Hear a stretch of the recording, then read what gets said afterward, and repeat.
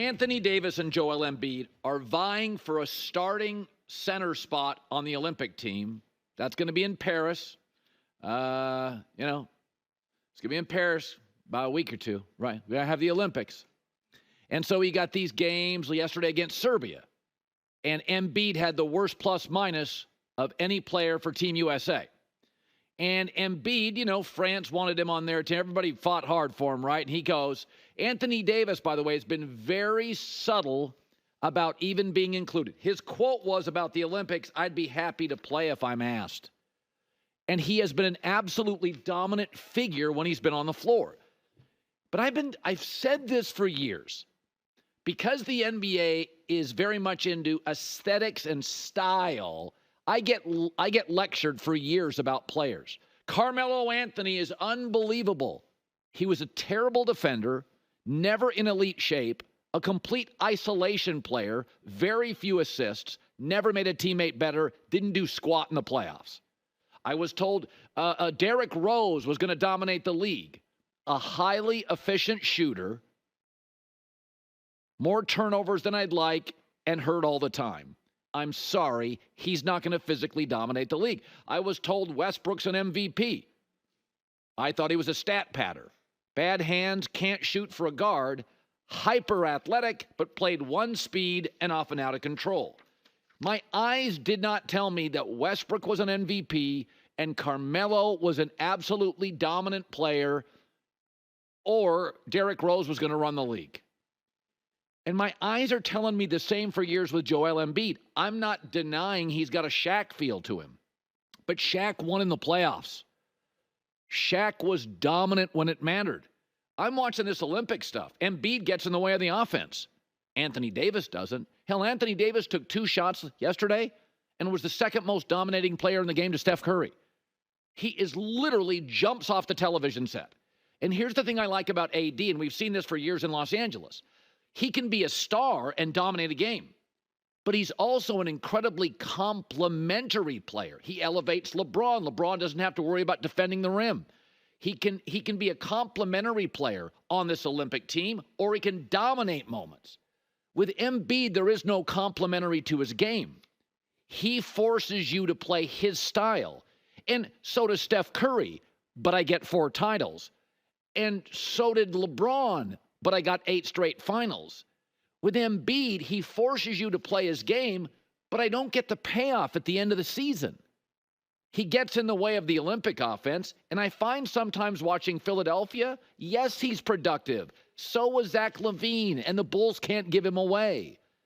So was Carmelo Anthony and Westbrook. They didn't win in the playoffs. If you're talking about the greatest bigs of all time, Russell, titles, Kareem, titles, Shaq, titles, Akeem, titles. Embiid can't win a second-round playoff series in the weaker conference. So, again, I'm willing to sacrifice things. LeBron does this a little. You got to kind of build your team around LeBron. But in his prime, so what? I'm going to the finals. Steph Curry, you're going to build some stuff, and you're going to have to sacrifice a little defense with Steph Curry. All right, I'm getting to like 5, 6 finals. I got 4 rings. I don't get the payoff for Embiid. Once again, you're lecturing me on how great he is. Well, greatness in the NBA is May and June. Who gives a rip about January in Cleveland? I want May and June success. I get it with Steph. Like Magic Johnson wasn't a great defender, but I got the payoff. He elevated everybody around him. Magic could play center. He could play guard. He could do anything. Embiid, to me, is a great productive talent, but he's closer to the Westbrook, Carmelo, where I get all this productivity. I'm lectured on how great he is. I'm not sure he elevates anybody. Like Carmelo, you had to kind of run the offense around him. He was kind of a rigid player, but he was an isolation player, a bit of a hole if you gave him the ball, and he couldn't defend. Well, again, there's limitations to how much I'm going to sacrifice in life. I got to get a payoff in the end, right? So I'm watching this stuff. I'm watching Serbia, USA, Australia, USA. Embiid is not as dominant a player, as important a player, as complimentary a player as Anthony Davis. And I don't think it's relatively close. So, I've said this, that I think Angel Reese and Caitlin Clark, the rivalry is great. I don't need Caitlin Clark to win everything. It's a Magic Bird thing, back and forth. If Angel Reese wins Rookie of the Year, good for her. I like the back and forth. But I just want to tell you that Caitlin Clark last night had 19 assists in a game to set a league record. She's a rookie on a bad team. She has scored or assisted on 66 points, 71% of the Fever's points. That's the most ever in league history. She's breaking records every week. So part of the silliness of not allowing her on the Olympic team is she was a very quickly improving player, and now you kind of look silly. She's arguably the best playmaker in the league, arguably the second best three-point shooter in the league. I don't know. They seem valuable in Olympic competition, and she's not on the team. But yesterday, they also announced the skills competition for the WNBA All-Star team, and she didn't make that either. She didn't make the three-point shooting contest? So you argued she wasn't good for the Olympics. Your argument, though I don't buy it, but it was your argument, women's basketball, that she would be a distraction. I roll, but okay. So isn't the perfect place to put her in the skills competition, where she's one of the best three-point shooters, and she's a highly skilled player? So now what is it? Pettiness, gatekeeping, insular, dumb? If you're not going to put her in the Olympics, you're 0 for 1. Now you're not putting her in the skills competition. She quadrupled the ratings. Nobody's going to watch that skills competition. They would have, highlighting Clark and other players. Thank God the WNBA didn't go 0 for 3. They did find it in their heart to put her on the WNBA All-Star team. But she'll probably be at the end of the bench and struggle to get minutes, I would imagine. But, I mean, it's almost hard rooting for women's basketball. You're like, it cracks me up how they treat her.